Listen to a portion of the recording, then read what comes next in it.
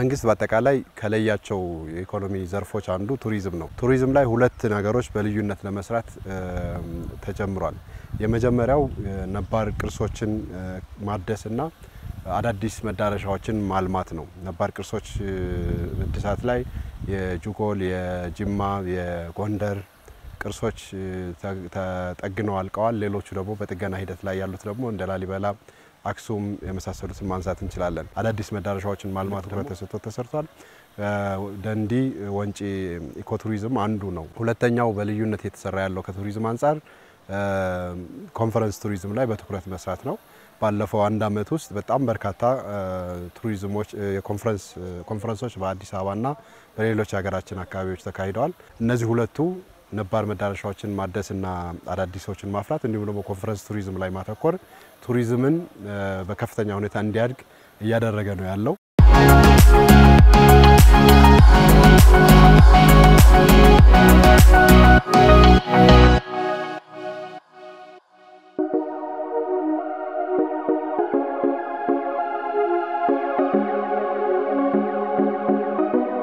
ይህ መዳረሻ በጣም ለየት የሚያደርጉት ብዙ ነገሮች አሉት።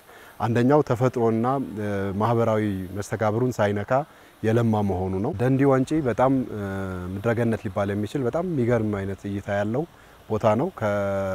ከቦታው አቀማመጥ ለእይታ ካለው ሳቢነትና ሀይቁና ደሴቱ ሀይቁና ዛፎቹ የፈጠሩት ህብር በጣም ደስ የሚል ነው። በተለያየ አቅጣጫ በተለያየ አንግል ስናየውም የበለጠ ሲስበን እንደነበረ አይተናል።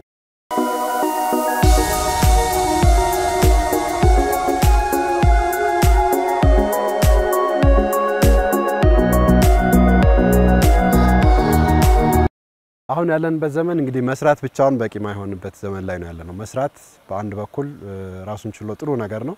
የተሰራውን ደግሞ መግለጽ ካልተቻለ ማሳወቅ ካልተቻለ የሚፈለገው ውጤት አይመጣም። የተሰሩት ስራዎችን በምን ያህል ደረጃ ኮሙኒኬት አድርገናል፣ በምን አይነት አግባብ ኮሙኒኬት አድርገናል፣ ስንት ጊዜ ኮሙኒኬት አድርገናል የሚለው በጣም ወሳኝ ነገር ነው። ያለንበት ዘመን ድህረ እውነት ነው። ደራሽ መረጃዎች ቶሎ የሚመጡ መረጃዎች ባናቱ የሚተኩበት ስለሆነ የሆነ ጊዜ ዶክመንተሪ ሰርተናል ወይም የሆነ ጊዜ ቪዲዮ ሰርተናል ብለን ልንቆም አይገባም ማለት ነው። በየጊዜው ያለውን ፕሮግረስ በየጊዜው ያለውን ሂደት ታሳቢ ያደረጉ በየጊዜው ደግሞ እሴት የሚጨምሩ ይዘቶችን ሚዲያ ማውጣት ይገባዋል። ቱሪዝም ኮሙኒኬት ባደረከው ልክ ነው የሚሆነው። ስለዚህ ሚዲያዎች የተሰሩትን መዳረሻዎች ከጋን ውስጥ መብራትነት አውጥተው ፋና እንዲሆኗቸውና ወደ ህዝብ እንዲዳረሱ ለማድረግ ትልቅ ሚና ይጠበቅባቸዋል። ይሄንን ደግሞ ለማድረግ በሀገር ውስጥ ብቻ ሳይሆን በውጭ ቋንቋዎችም በልዩነት መስራት ያስፈልጋል።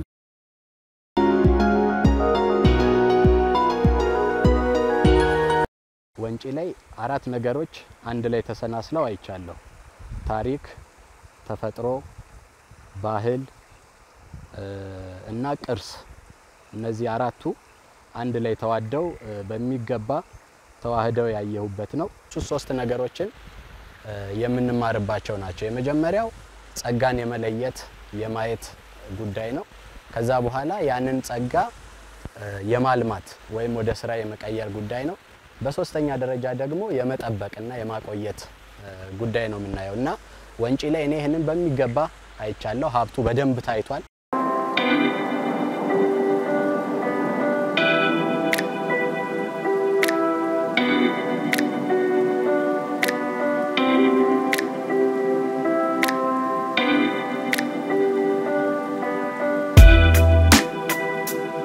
ተፈጥሮ ራሱ በቃ የሚገርም ነው። ተፈጥሮ ላይ ደግሞ የሰው እጅ ጥበብ ትንሽ ሲያርፍበት እንዴት እንደሚያሳምረው ወንጪ ዋነኛ ማሳያ ነው። ኢትዮጵያ ውስጥ በየጓዳ ጎርጓዳው እንደዚህ አይነት ድንቅ ቦታዎች አሉ።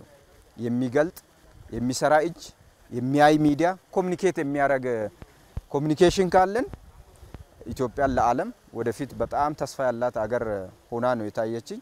ወንጪ ደግሞ ዋነኛ ማሳያው ነው ዛሬ ትናንት ባየሁት።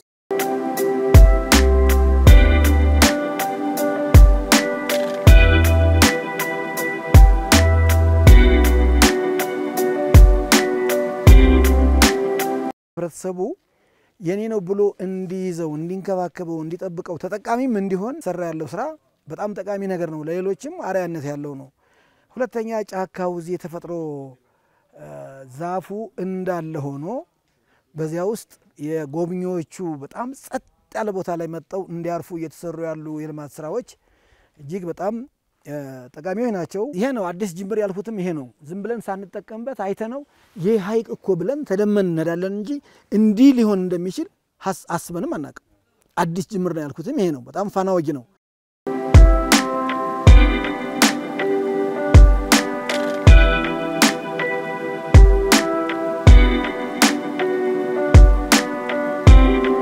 አካባቢው አየሩ ራሱ የሆነ ሰላም የሚሰጥ ነው። ሰላሙ የሚሰጠው እንዴት ነው ካልከኝ አረንጓዴነቱ ይሁን አየሩ ይሁን ወንጪ በቃ ከተለየ ሀገራት ካየዋችሁና ኢትዮጵያ ውስጥም ከተለየ ቦታ ካየሁት one of the top እንደምንለው ቦታ ነው። ስፔሻሊ ሪላክሴሽን እና ራሱ ሰላም ለማግኘትና በጣም ነው ደስ ያለኝ። በጣም ካሰብኩት ከጠበቅኩት በላይ ነው ሆኖ ያገኘሁትኝ። በሌሎች ሀገራት የምናያቸው የምንሰማቸውን እዚህ ሀገሬ ላይ በማየቴ ደግሞ በጣም ደስተኛ ሆኛለሁኝ። ወንጪ በጣም ነው የምታምረው።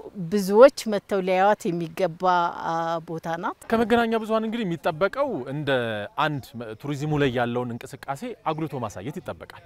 የተሰራውን ነገር ማሳየት፣ አሁን እንደዚህ የተሰራውን ስራ ደግሞ ማሳየት ያስፈልጋል። ሁለቱም አስፈላጊ ስለሆነ መንግስት ያልሰራው ነገር ካለ እንዲሰራ ማሳየት፣ የሰራውንም ነገር ይሄ ነገር ተሰርቷል ምክንያቱም ለህብረተሰቡ ጥቅም ስላለው። ስለዚህ በዚህ መንገድ ማስተዋወቅ ማሳየት አስፈላጊ